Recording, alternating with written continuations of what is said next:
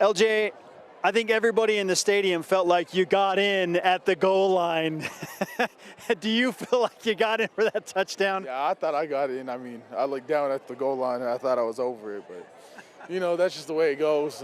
We just got to clean up some stuff, and we probably could have punched it in the next play, but it happens, and that's what we got next week.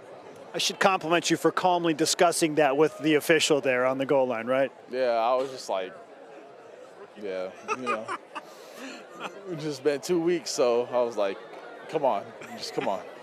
It's going to happen. You do go over 100 yards for a second consecutive week, and again, you kind of jump-started the offense early in the game. What allowed you to get loose there and get this stadium rocking a little bit? Yeah, it was great blocking up front. I mean, I think it was Sonny and Bruce. They made a great block, and then Chase, he made a great block on the safety and kind of allowed me to get loose, and we were able to make a big play out of it, and then after that, things got rolling.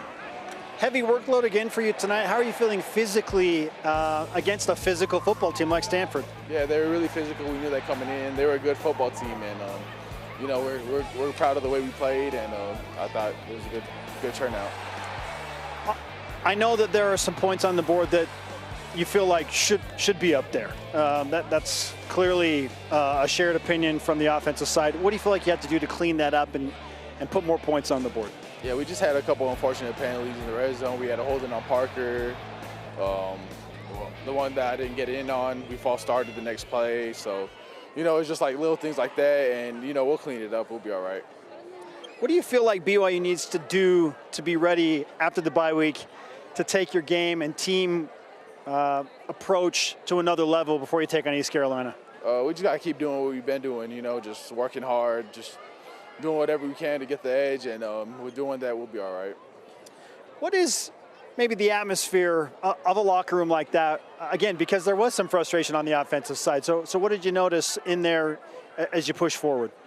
I mean, we were good with the outcome. It's a win. Coach A-Rod always says, like, wins are hard to come by, so we shouldn't take them for granted. So we got to respect the game. Just know they were a tough team, so it was a good win, and that's all we can be happy about. Of course we want to play better, but that's every week, that's every game. So, that's why we watch film tomorrow, and then that's why we work next week so we can get better and so we can have a better outcome next week. You've been adamant that your offensive line is getting better, and you were pretty bullish on that in training camp. Why do you feel so strongly about that? The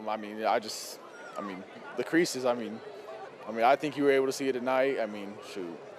I'm not just going for 100 yards, just back-to-back games just by myself. It's those guys up front. They're doing a great job just making holes, and, I've been able to see it, so they're just doing a great job.